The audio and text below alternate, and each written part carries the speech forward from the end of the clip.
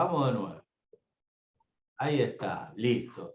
Bueno, entonces, vamos a leer la convocatoria que has hecho de acuerdo al reglamento de la Ciudad Autónoma de Buenos Aires.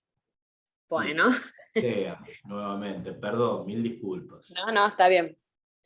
Bien, bueno, yo elegí el de Provincia de Buenos Aires. Perfecto. Bien.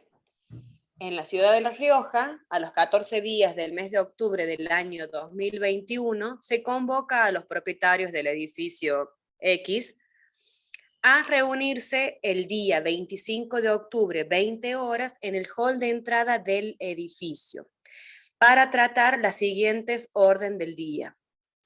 1, reparación de cañería. 2, solucionar situación sobre puerta de ingreso.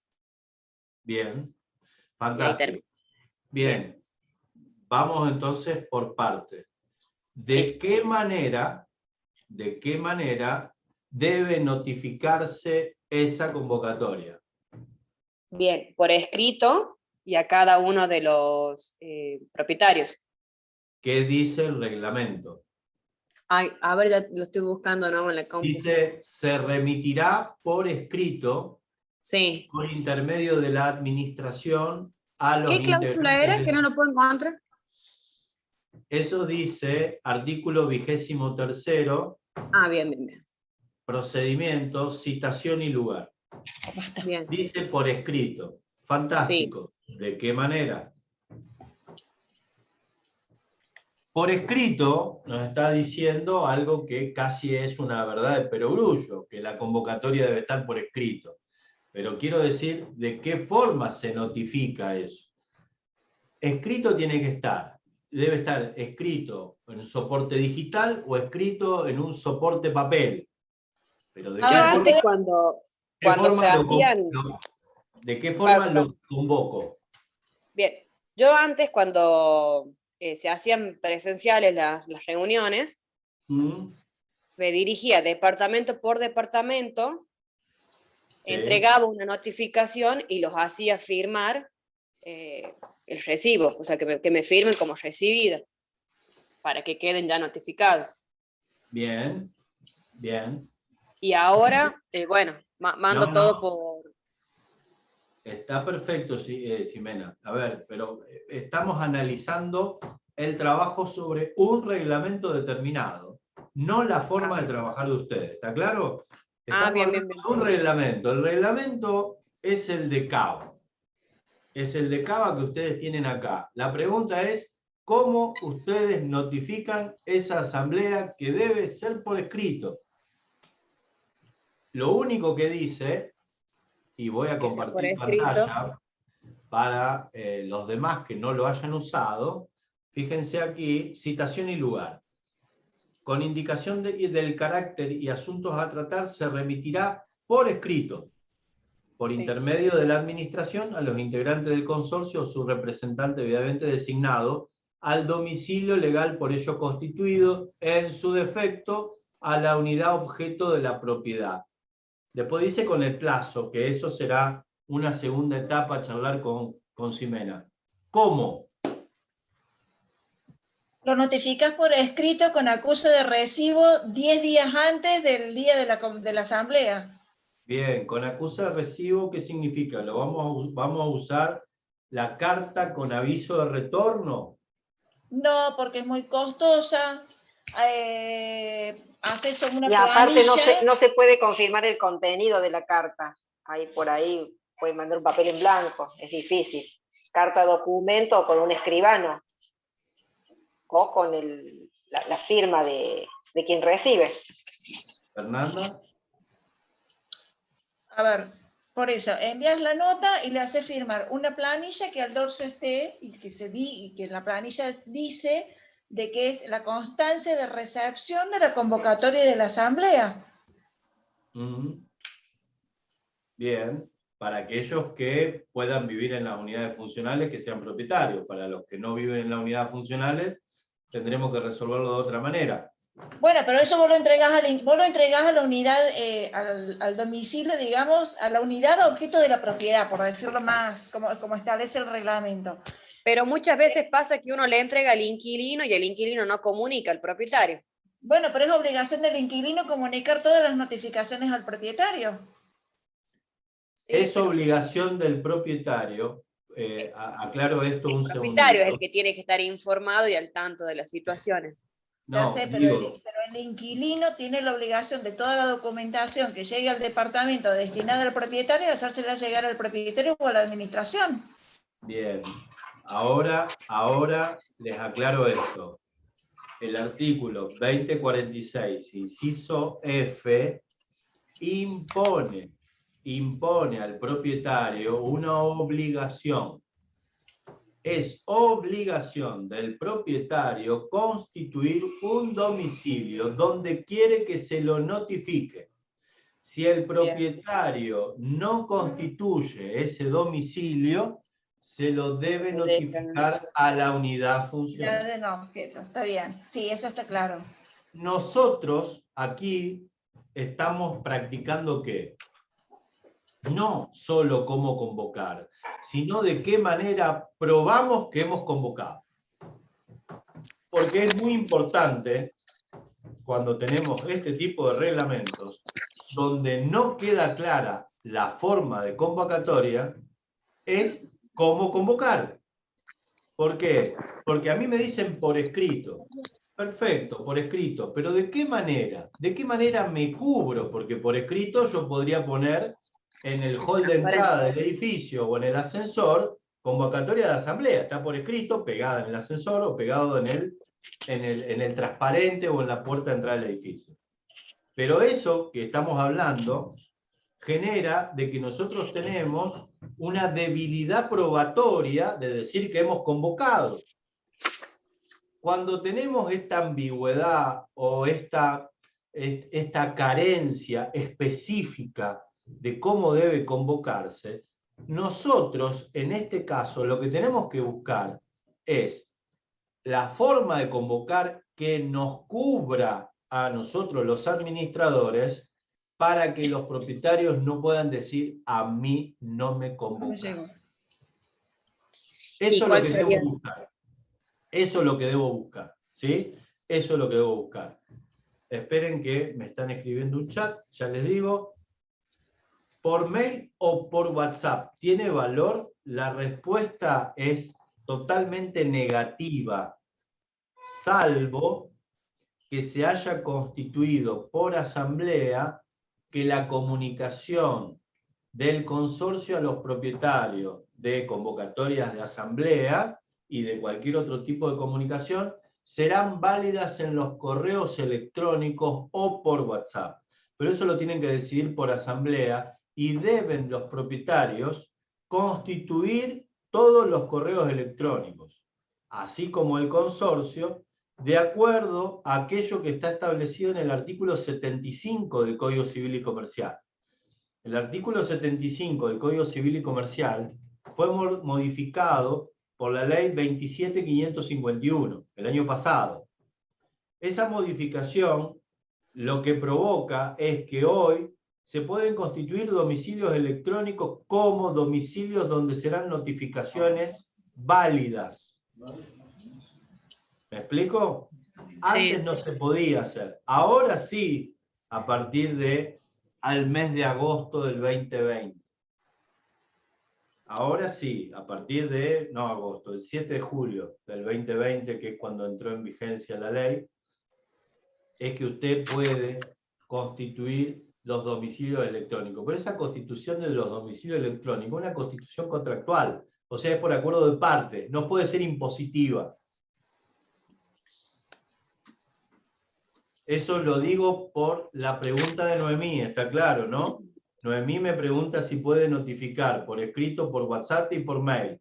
¿Será posible si por asamblea se ha establecido esa forma de convocar y se han constituido todos los correos electrónicos como domicilio para las notificaciones válidas, tanto del consorcio como de los propietarios? Si no, no se puede.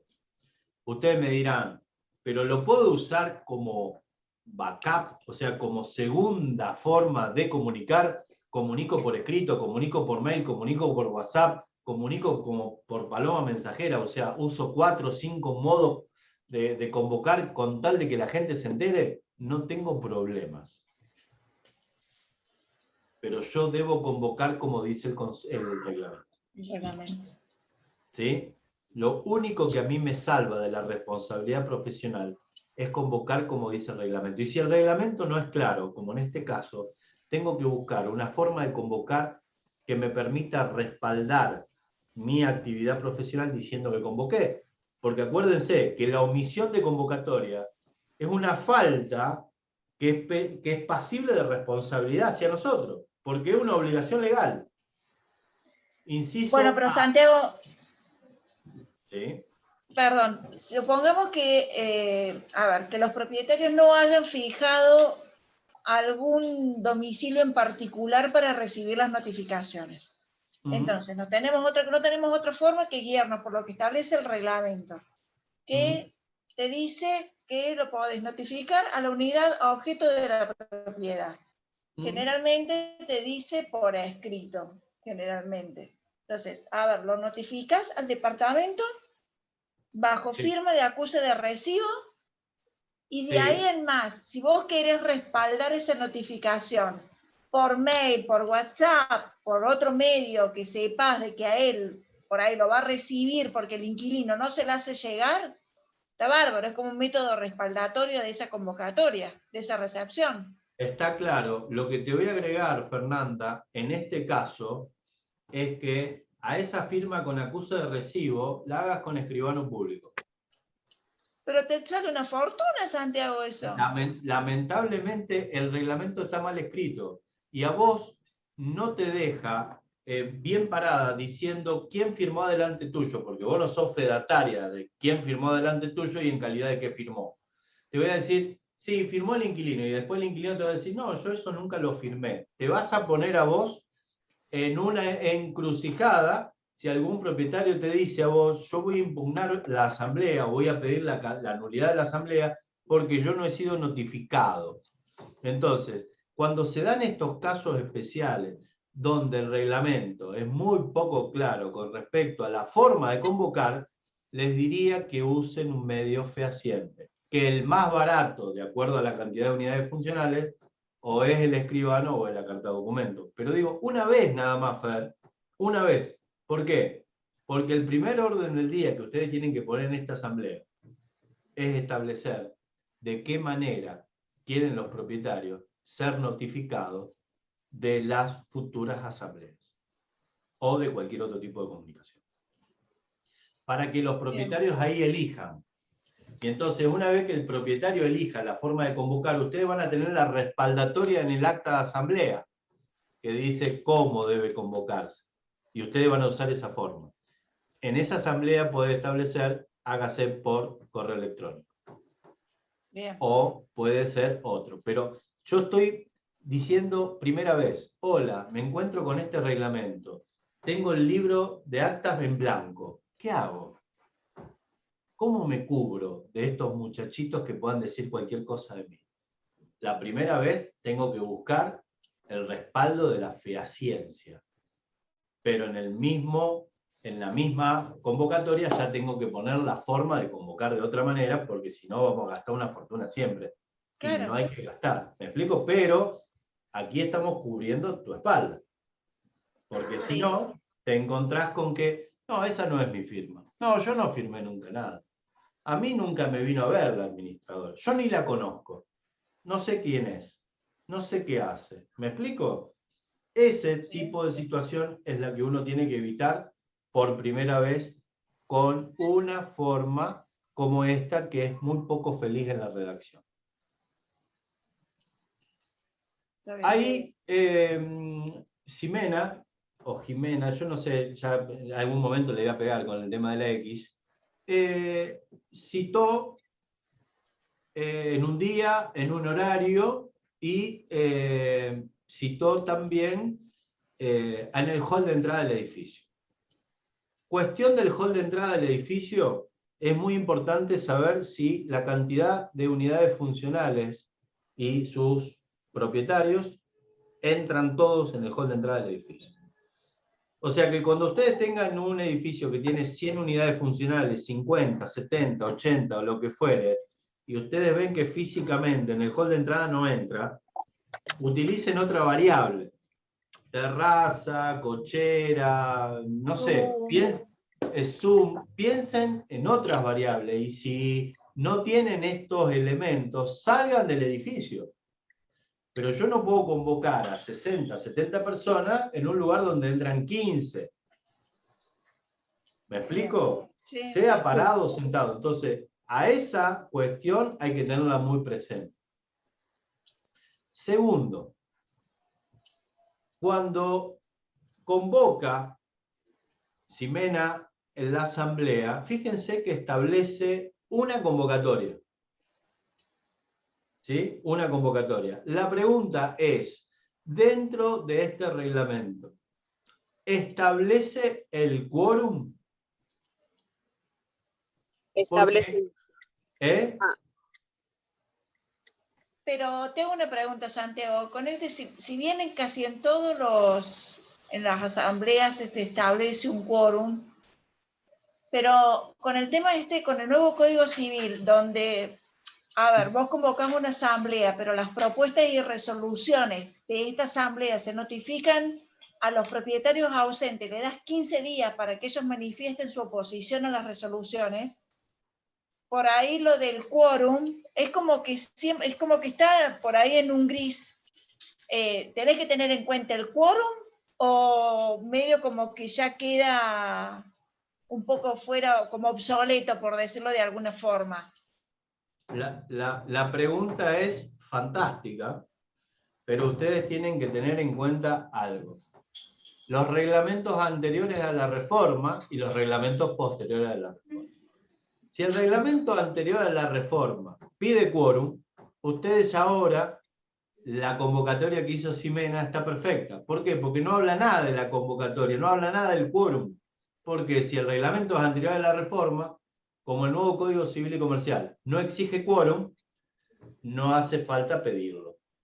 Ahora, si este reglamento que estamos viendo acá nos está diciendo que necesita un quórum para sesionar y el reglamento es posterior a la reforma, tengo que fijar el quórum primero.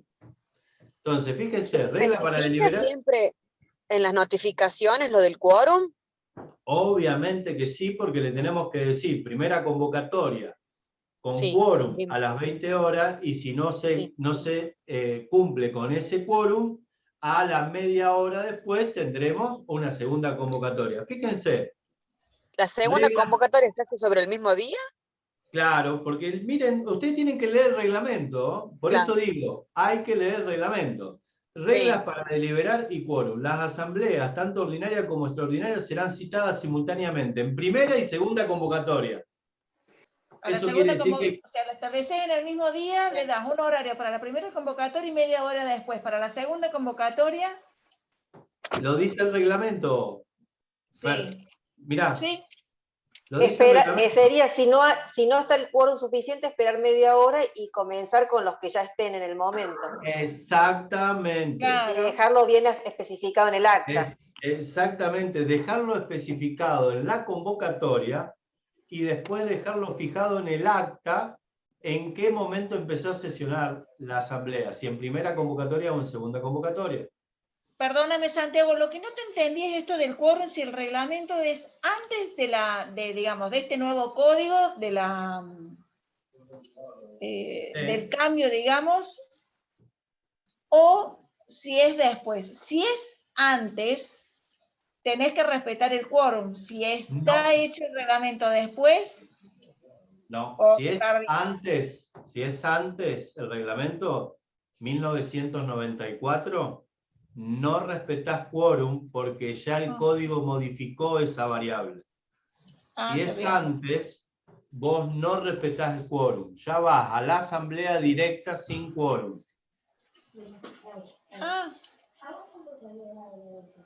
Si el reglamento está hecho después, sí tenés que respetar el quórum establecido en el reglamento. Claro, ¿por qué? Porque si está hecho después, como la ley te fija el mínimo legal, que es que puede no haber quórum, el reglamento, ¿qué te puede decir? Que puede haber quórum. Entonces, si el reglamento posterior a la reforma te dice que puede haber quórum, vos vas a tener que cumplir primero lo que dice el reglamento del quórum. Entonces, los reglamentos posteriores a la reforma tienen que tener el cuidado de leer si se necesita quórum y de leer si se tiene que hacer 2 convocatorias. En este caso, les dice a ustedes que tienen que hacer 2 convocatorias. Una en un horario y la otra convocatoria y la segunda hora después. Y fíjense cómo fija el quórum para deliberar en este caso. El quórum para deliberar lo va a fijar la mayoría que se necesite para decidir válidamente alguno de los órdenes del día. Lo voy a decir en castellano, ¿sí? Porque a lo mejor está difícil. Uy, perdón, me callo. ¿Yo? A mí me hizo... No, perdón, pensé que tenía silenciado el micrófono. ¿Qué hice? No, perdón, pensé que tenía silenciado el micrófono y estaba haciendo callar acá a mi familia. No hay problema, aparte una chance. 2 órdenes del día. Primer orden del día. Voy a decir 2 pavadas, pero es para que sea significativo lo que quiero decir. Primer orden del día. Designación de consejeros del Consejo de Propietarios, de integrantes del Consejo Propietario. Segundo orden del día, modificación de una parte común a privativa. La designación de los consejeros, supónganse que el reglamento no dice nada, ¿qué mayoría es? Mayoría absoluta. La modificación de una parte común a privativa, ¿qué mayoría es? Unanimidad, porque estoy afectando una cláusula estatutaria. Sí. ¿Cuál es el quórum que tengo que tener para poder sesionar? El que me fija el de los consejeros. Entonces, si yo tengo ya la mayoría absoluta, ya puedo sesionar. Ese es mi quórum. El quórum lo fija el orden del día con la mayoría menor. No estoy siendo claro. Estamos trabajando con este reglamento, ¿está claro, no? Sí. Este reglamento que eligió Ximena. Después cualquier cosa ustedes le pueden golpear a Ximena, le pueden mandar por el grupo de WhatsApp porque elegiste este reglamento. Pero este reglamento dice que el quórum es aquel que fija el orden del día y la mayoría que se debe tener para tomar esa decisión. Ese es el quórum. En el caso de que si este edificio fueran 10 unidades funcionales, el quórum para tratar la elección de los consejeros es 6 personas, porque 6 personas se necesitan para tomar la decisión de la elección de los consejeros. Mayoría absoluta. ¿No estoy siendo claro? ¿No? A ver sí se entiende. Si alguien me está diciendo algo por chat, ¿no? ¿Me siguen?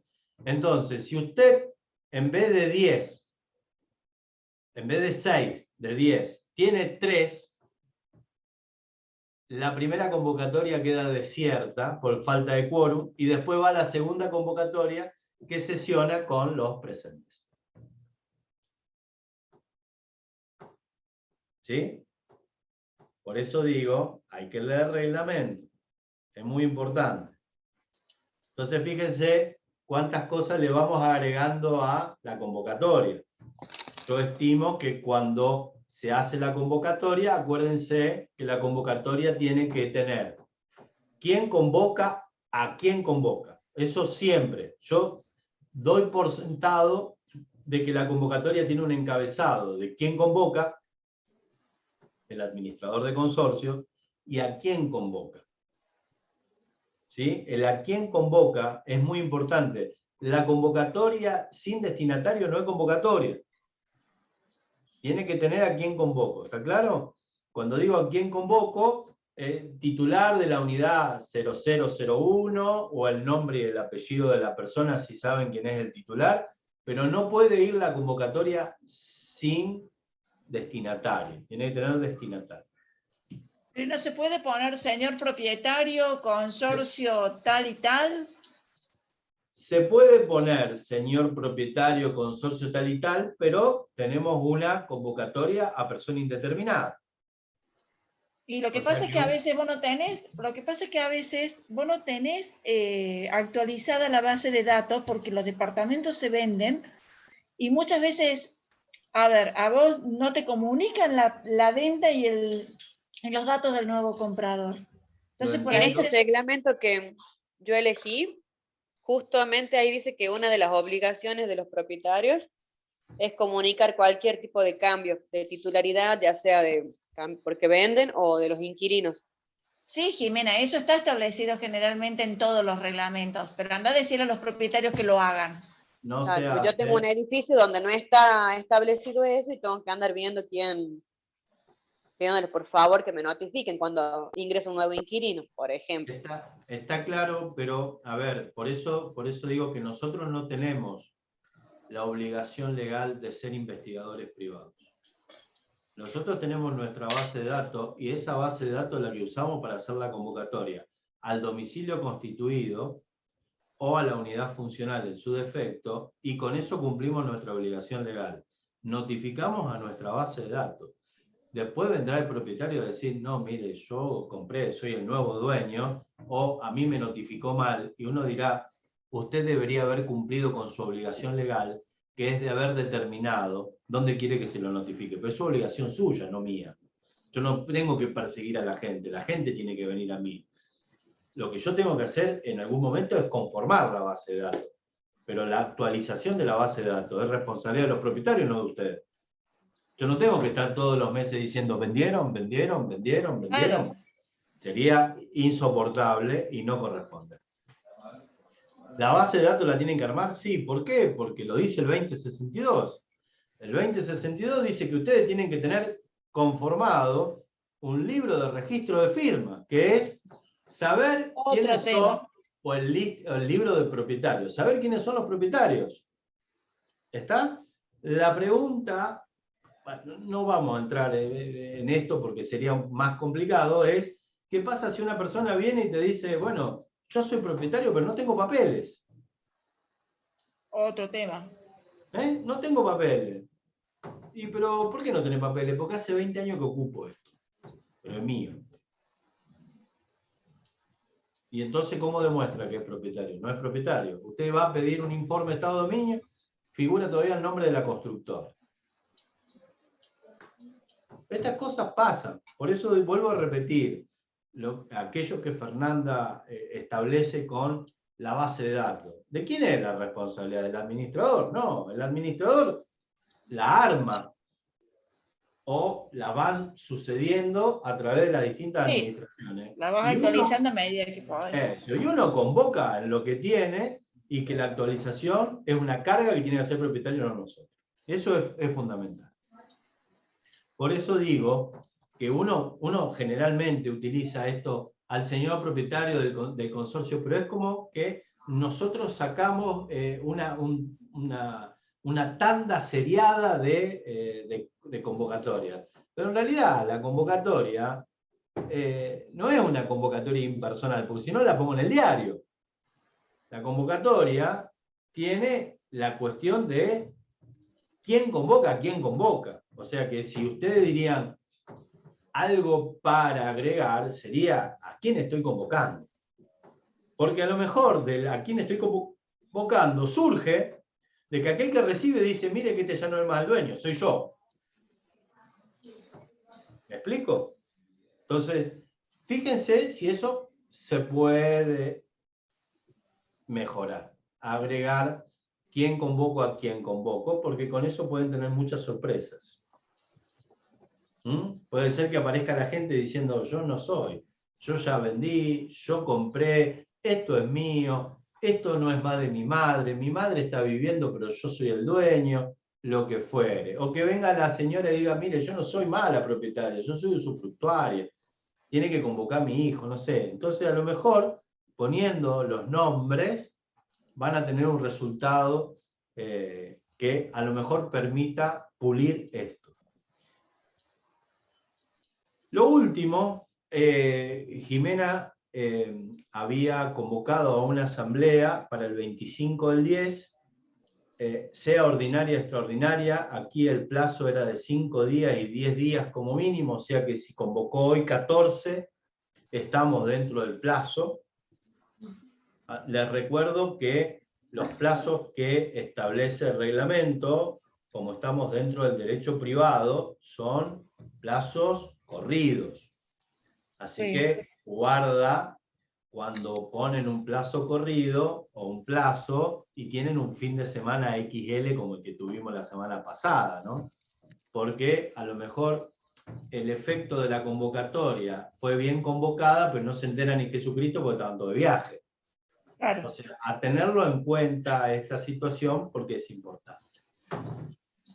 Vamos a analizar brevemente los órdenes del día que hizo Jimena. Vuelvo a repetir, que analicemos los órdenes que hizo Jimena no quiere decir que cualquiera de ustedes pueda compartir el orden del día que haya hecho o que quiera compartir la convocatoria. Fíjense qué reglamentos ustedes tomaron y si hicieron el trabajo que acabamos de hacer recién. Leer el reglamento y hacer tal cual lo que el reglamento dice, porque eso es lo único que lo salva en su responsabilidad profesional. Y si eso que el reglamento establece tal cual es oneroso, ver de qué manera ustedes establecieron dentro del orden del día la manera de que no sea más oneroso. Hay reglamentos que le debe haber tocado, algunos decían que debían notificarse con notificación fehaciente. Yo lo leí, estoy casi seguro. Digo, si ustedes tomaron ese reglamento, deberían haber puesto como orden del día forma de convocar asamblea, porque si tengo que mandar 55 cartas de documento, está valor. Me matan. Pero una vez lo voy a tener que hacer, porque no me queda otra solución más que cumplir con lo que establece el reglamento. Está bien. No tengo. Entonces, no voy por la carta de documento porque 55 cartas de documento por 1.000 pesos son 55.000 pesos. Voy a ir por escribano público. Hay una tercera hipótesis. Sí. Pero, a ver, tenés edificios de 15 años de antigüedad. Y no pusiste en el orden del día de la primera asamblea la forma de notificación. ¿Qué haces 15 años después? Modificarla. Poder hacerlo, modificar. O sea, obviamente que en algún momento puedo poner eso, puedo incluir ese tema en el orden del día, obviamente. Obviamente. No quiere decir que sea justo la primera vez. Quiere decir que cuando vos tomes la administración, primero, no hagas lo que hicieron los anteriores, que el reglamento diciendo que debía notificarse por notificación fehaciente, notificaron con nota bajo puerta, porque está mal. Y bueno, los usos y costumbres hacen que notifiquemos bajo puerta. No. O lo dice el acta de asamblea o lo dice el reglamento. Usted lo notifique como quiere. Porque esa es la obligación legal que ustedes tienen, notificar en debida forma. ¿Cuál es la debida forma? ¿La que dice el reglamento o la que dice el acta de asamblea? No otra. Bueno, la debida forma es onerosa. Miren, a los propietarios, miren, discúlpenme, pero acá dice que debo comunicar por notificación fehaciente. No, pero a nosotros siempre nos notificaron con notita. Hacelo con notita. No. Pongamos en la asamblea cómo quieren ser notificados, notifiquemos por escribano, por lo que fuera más barato, y después ustedes en la acta de asamblea me dicen que notifique por notita, y yo después notifico por notita, pero yo ya quedo cubierto. Mirá, por ejemplo, a ver, por ejemplo, tenemos reglamentos en algunos edificios donde la forma de notificación, el reglamento te establece esta forma de notificación. Dice, los propietarios deberán ser convocados a la asamblea en la forma prevista en este reglamento, por medio fehaciente o notificación personal contra recibo firmado de la copia de la citación. en el domicilio constituido o en la unidad correspondiente con antelación, de la celebración de la asamblea. Perfecto, podés tener cualquiera de las dos. Si no encuentro al propietario que me firme la nota, lo notifico por carta documento. Si no vive en la unidad funcional, lo notifico por carta documento al domicilio constituido. O sea, acá me da las dos opciones, viviendo en la unidad funcional o no viviendo en la unidad funcional. Por eso pone las dos vías. Y si yo no encuentro al propietario que me firme, le mando la carta documento. Con las dos vías, yo tengo cubierta mi responsabilidad. O sea que si la notificación me la firma el inquilino... No. No. No porque no está cumpliendo la función de la convocatoria, salvo que el propietario no haya constituido domicilio especial de notificación, claro, y usted lo notifica en la unidad funcional. Pero acá por no eso tiene nada que ver el inquilino. Usted lo que perdón, hace, notifico ahí. Perdón, tengo una situación que me ha pasado en el 2019. Tomé un edificio bastante complicado, donde, bueno, estuve coadministrando 3 meses con la administradora anterior, una abogada, y hay un propietario que impugnaba judicialmente toda asamblea que he estado convocando, pero judicialmente, toda asamblea, toda. Con la otra ex administradora, el colega de él lo ha estado representando. Todavía estoy en juicio. Y bueno, de los 4 juicios iniciados, hay 2 que están juntos y los demás no. Casualmente está esto, donde yo notificaba con escribano público, dada esta situación, bajo puerta, porque el propietario nunca lo encontraba, bueno, podemos notificarlo, las cartas documentos volvían, entonces decidí, por asesoramiento de mi abogado, notificar con escribano público, bajo puerta, todas las unidades iguales, bajo puerta. El escribano es la constancia. Y eso lo hemos presentado como prueba, en el año 2019, en tribunales, y el juez lo aceptó como una comunicación. Porque el propietario lo aceptó, el escribano ni siquiera hacía firmar, bajo puerta, notificaba. ¿Por qué lo acepta el juzgado? Porque nosotros tenemos dentro de las notificaciones, dentro del Código Civil y Comercial y dentro del Código Civil y Velezano, tenemos la teoría se llama teoría recepticia de las notificaciones. Yo debo demostrar que la notificación se encontraba en el fuero o en el ámbito de poder de aquel que es el destinatario, independientemente de que el destinatario después la lea o no. O sea, cumplimos con la notificación cuando esa notificación llega a la esfera de poder del notificado. Porque si es la teoría de la recepción expresa, nunca podríamos empezar un juicio en la vida. Porque el propietario, cuando viene la cédula judicial, se esconde, entonces no podríamos hacer nunca un juicio, nunca una carta de documento. ¿Me explico? Entonces, nosotros dentro del derecho tenemos esa teoría recepticia. Enviamos la carta de documento, la enviamos al domicilio, porque esto es fundamental, domicilio constituido o el domicilio que fija la ley, unidad funcional, demostramos que esa notificación estuvo dentro de la esfera del poder del propietario, con eso es suficiente. Por eso digo que mandar carta documento y que vuelva la carta documento porque no ha sido recibida pasado el plazo de ley, es lo mismo. El problema es de él, no nuestro. ¿Me explico? Ahora, si yo notificaba a la unidad funcional, pero tenía constituido domicilio en Villa Carlos Paz, ahí tengo el problema. Porque estoy notificando mal. Entonces, y por costos, a ver, uno depende, pero si son más de 20 unidades, un escribano a mí me está cobrando 5 o 6 mil pesos, un escribano barato, la notificación. Si yo digo una carta de documento y están en cerca de 800 pesos, listo. Notifico hacia todos y me saco un dolor de cabeza.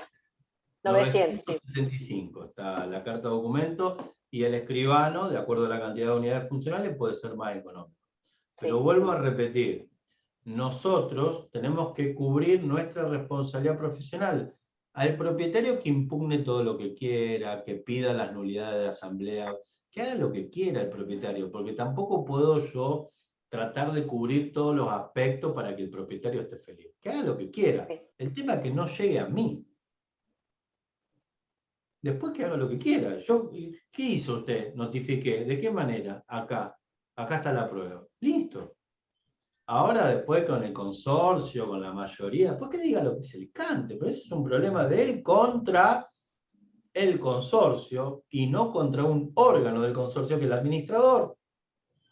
Entonces lo que uno siempre trata es de cubrir eso.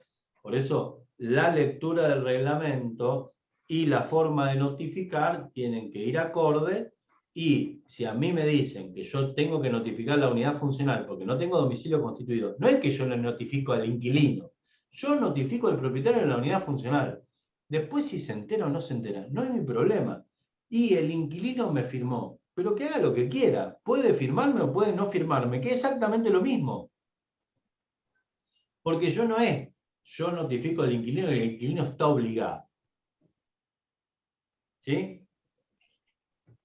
El inquilino está obligado cuando recibe cuestiones jurídicas que hacen a la cosa, pero que no tienen nada que ver con la notificación de una asamblea. O sea, si ustedes me quieren decir, ¿a qué está obligado el inquilino? ¿Cuando recibe qué? Cuando recibe una demanda en la cual está demandado el propietario y que la demanda tiene como objeto criticar o discutir la propiedad de la unidad funcional. En esa situación, el inquilino tiene la obligación de comunicar al propietario. Después nada. Después no tienen la obligación. Después que el inquilino haga lo que quiera. Por eso digo, no pasa porque, y a mí me firmó el inquilino y yo con eso estoy... No, sería exactamente lo mismo que no firme. Porque el propietario no constituyó el domicilio. Entonces yo notifico la unidad funcional. Mire, escribano, acá dejo constancia que notifiqué la unidad funcional. Chao, cuídese, hasta luego. El tema de la firma del inquilino, sin el escribano, es aquello que me puede generar a mí de si en verdad fui a la unidad funcional, si en verdad me firmó el inquilino, si en verdad... Y eso es lo que me va a generar a mí una situación en la cual yo tengo que explicar más de lo debido.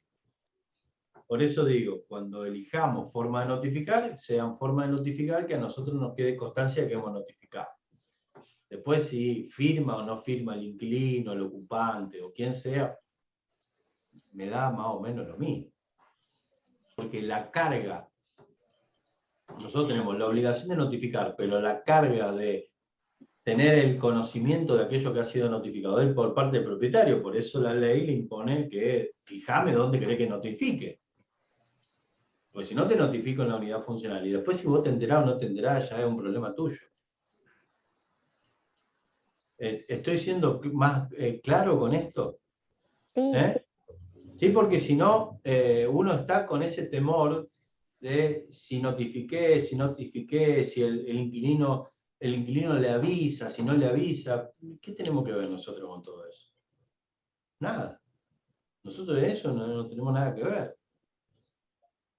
Notificamos donde tenemos que notificar. Usted podría mandar con una expensa una nota diciendo aquellos propietarios que quieran constituir el domicilio donde quieren ser notificados, tanto de las expensas o de los gastos comunes, de las asambleas o de las decisiones que tome el consejo propietario, qué sé yo, lo que quiera, constituyan domicilio. Y si no lo constituyen, la ley ya les avala a ustedes de que notifican todo en la unidad funcional y se terminó.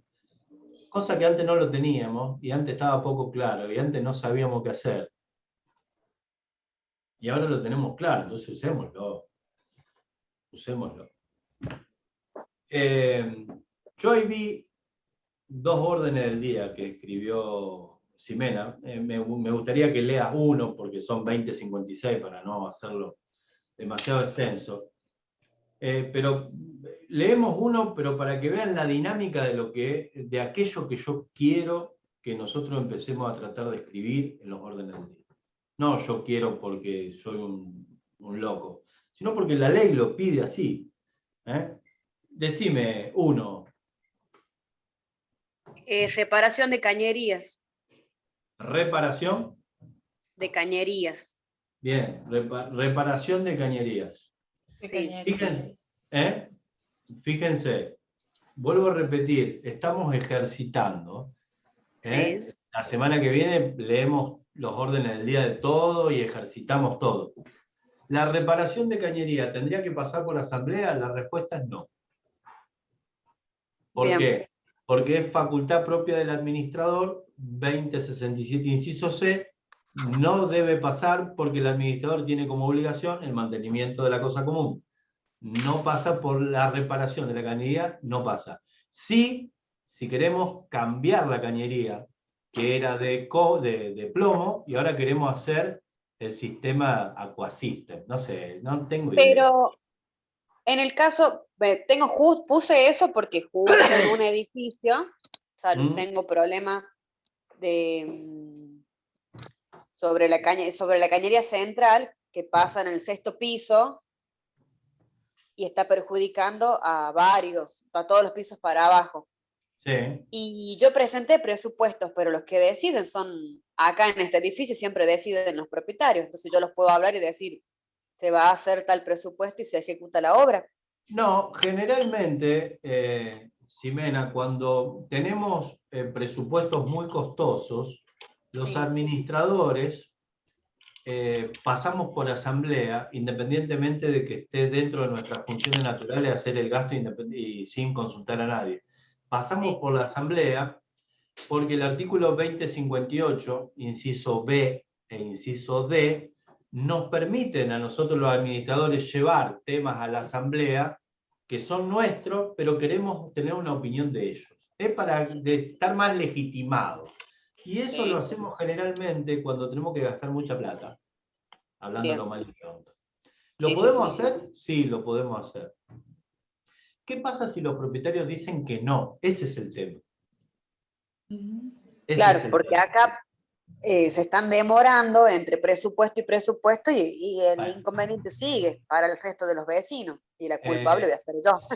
Ximena, tenés que hacerla al trabajo independientemente del revoleo que estén haciendo los propietarios, porque los propietarios lo que no quieren es gastar, pero tu obligación está en el mantenimiento de la cosa común, y si esa cosa común está causando daño a partes privativas, tu deber es el cese del hecho que provoca el daño. Ese es tu deber legal. No podés darle más vuelta. Te di 2 oportunidades, te di 3 oportunidades. Bueno, ahora sabes qué, lo vamos a hacer con este. Y si te he visto, no me acuerdo. ¿Qué es lo peor que puede pasar, Ximena, para vos? Es que en una asamblea traten de removerte de tu calidad de administrador. Claro, sí.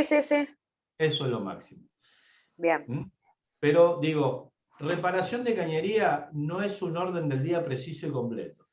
Si yo quisiera tratar la reparación del orden del día, de la cañería, tendría que decir el por qué cañería, de dónde, cuáles son los presupuestos, cómo se integraría el pago, de dónde saldría el pago. O sea, que el orden del día tiene que contener todos los pasos para que a mí me autoricen a reparar la cañería, sabiendo cuánto voy a gastar, quién la va a hacer, de qué manera la va a hacer, en qué plazo la va a hacer y de dónde va a salir el dinero.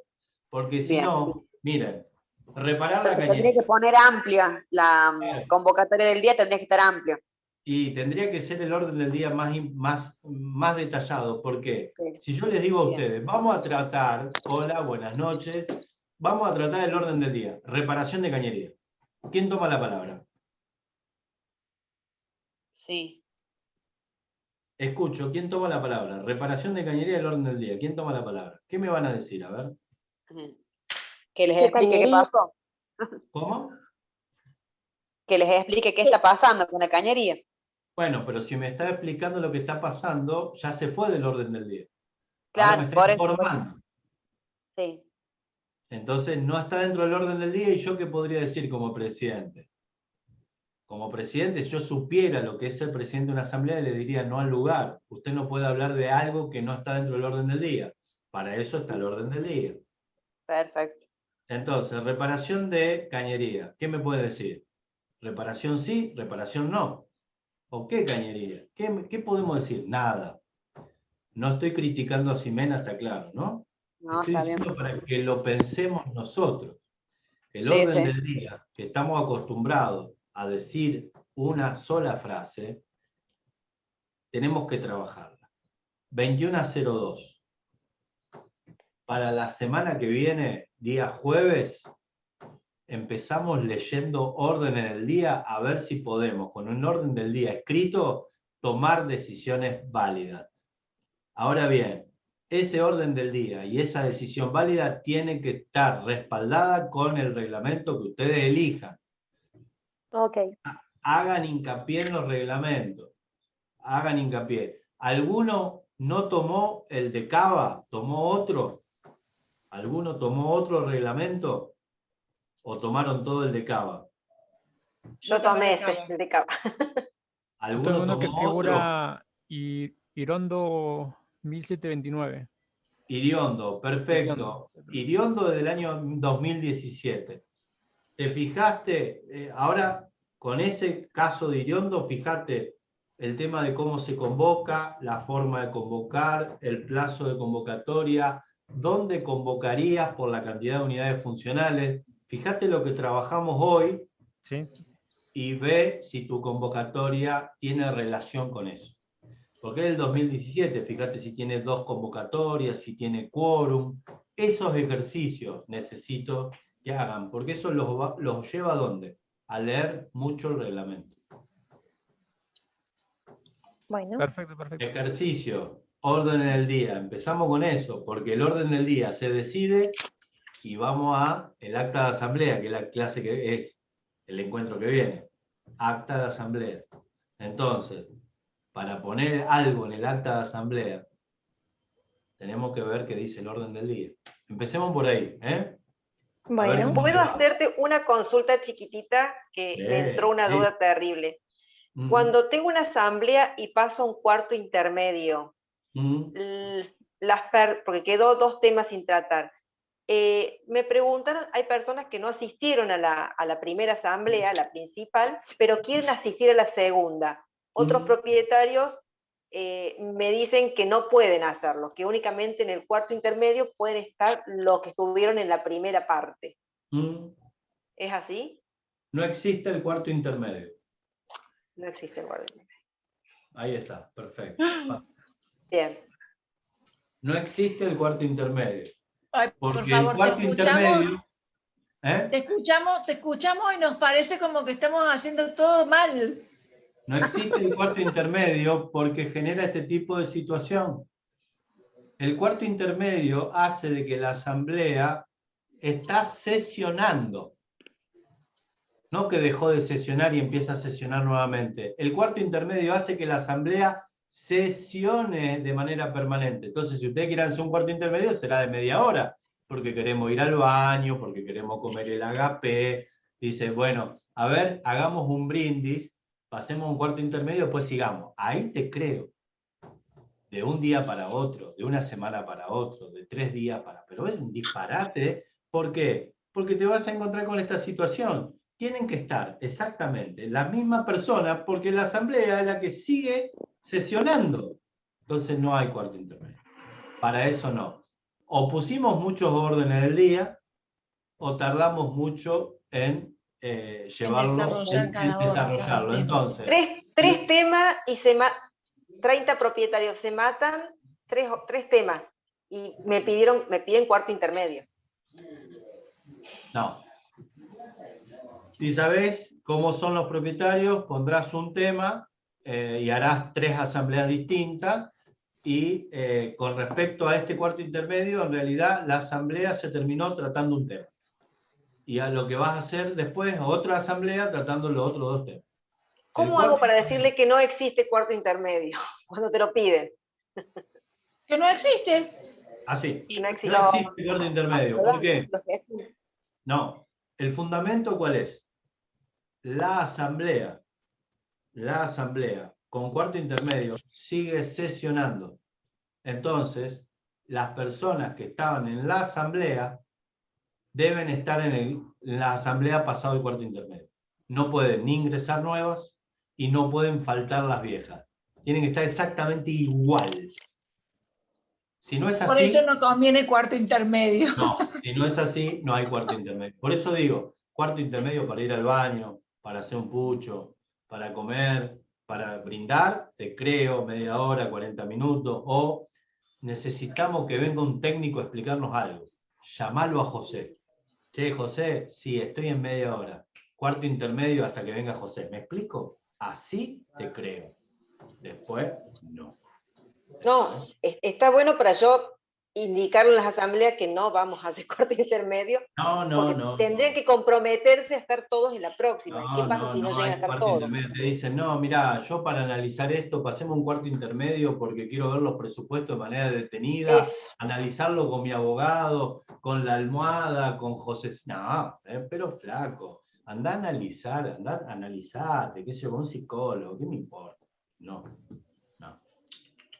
Por eso, si hay presupuesto, tienen que estar 10 días antes. ¿Saben por qué están los plazos anteriores de 5 y 10 días? No porque se nos ocurra.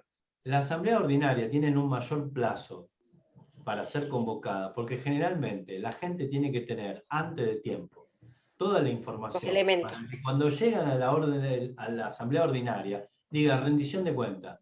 Hiciste una porquería. Está perfecto. Porque ya pude tener toda la información. Por eso tengo más tiempo en la ordinaria que en la extraordinaria. Y en la extraordinaria tengo menos tiempo, pero igualmente tengo tiempo. ¿Por qué? Porque si hay que estudiar algún presupuesto, lo que sea, tengo el plazo para poder estudiarlo. No le puedo dar el presupuesto el mismo día. O no le puedo dar todas las propuestas de administrador el mismo día a la asamblea, porque la gente no lo puede leer. No puede tomar una decisión consciente. Entonces seguro van a proponer siempre el cuarto intermedio, porque dicen, yo quiero estudiar esto. Bueno, no. Bien. Me voy a aferrar a que no. Y si no, llamame a mí, hace un Zoom, me pone adelante los propietarios y va a ver cómo no va a haber más cuarto intermedio. Tengo un poder de convencimiento. No, pero hay que ir por ahí. Lo que pasa es que nos agarran así, medio de sopetón, y uno, viste, quiere salir del entuerto este y quiere salir rápido. Sí, siempre hay un propietario que, no, bueno, pero... y convence al resto y todos, sí, votemos cuarto intermedio. Y uno queda como que... No se puede votar cuarto intermedio porque no hay orden del día. Tampoco se puede votar, no es una moción de orden. Si quieren, yo creo que lo tengo por ahí, que son las reglas de...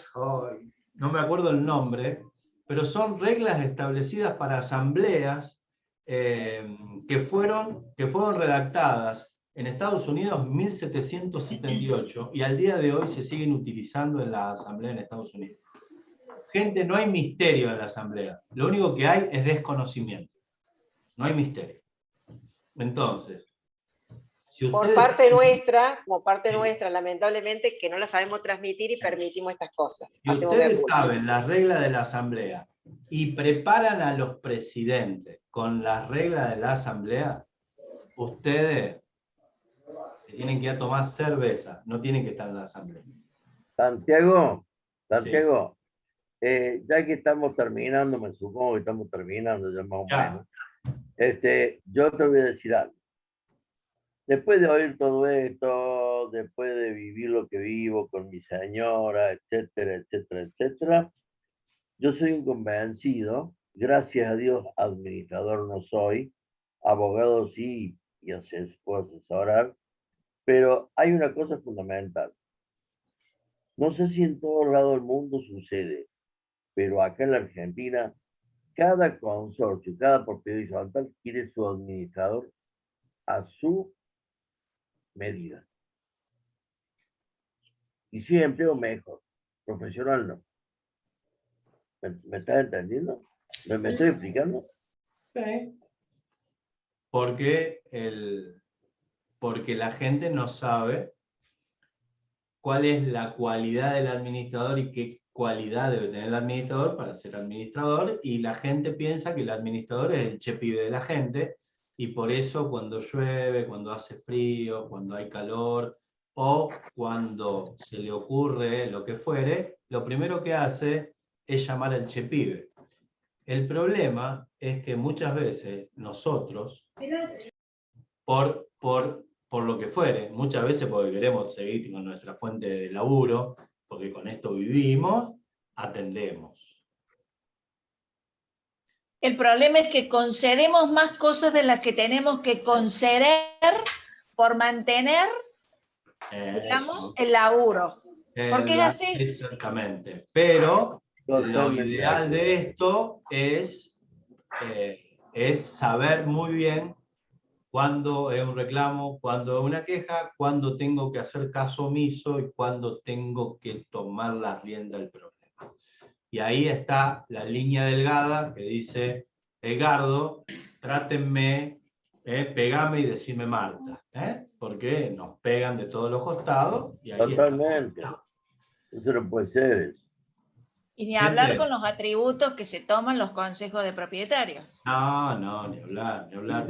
Incluso me parece a mí que el administrador también tiene que tener un carácter, un perfil, un carácter determinado, fuerte en el sentido de que, no fuerte en el sentido de agresivo, no, pero bien firme, y esto se hace claro, porque si no, ¿qué pasa? Yo, y con esto cierro porque ya si no me van a matar, yo voy a disentir en esto. ¿Por qué?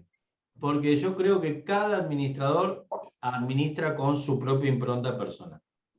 Hay administradores que son muy negociadores, hay muchos mediadores, hay algunos que son más fuertes, hay más decididos, hay menos decididos, hay más conciliadores, hay más confrontativos. Creo que cada uno tiene que ver cuál es su propia impronta. No hay una forma única de administrado, de relacionarse con la gente. Yo creo que pasa por ahí. Hay que encontrarla, hay que encontrarla. Hay que encontrarla porque, hay que encontrarla, porque a veces a uno, cuando es un poco nuevo, se lo llevan puesto, y a veces uno cuando ya tiene unos cuantos kilómetros, parece que no lo puede tocar nadie. Y no puede haber dos extremos. Uno que me lleve puesto y otro que no me puede tocar nadie. Tiene que haber algo en el medio que me permita a mí ejercer mi actividad profesional de una manera que mis clientes, en este caso los consorcios, estén felices. Yo como abogado tengo una impronta personal. Yo no soy ni confrontativo, siempre voy a ser negociador, por eso digo, pero es mi impronta. Yo conozco abogados que te dicen, vienen y te dicen, yo quiero esto.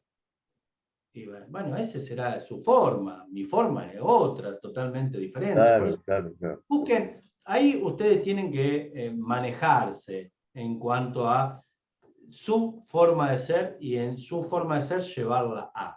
Y no cambiar su esencia para poder ejercer la actividad de administrador, porque ahí tendríamos un problema. A su esencia la tienen que mantener, no cambiarla. Gente, gracias. Nos vemos el jueves que viene. Buenas noches. Gracias. Muchas Hasta gracias. luego, gracias. Hasta luego. Muchas gracias por todo. Chao.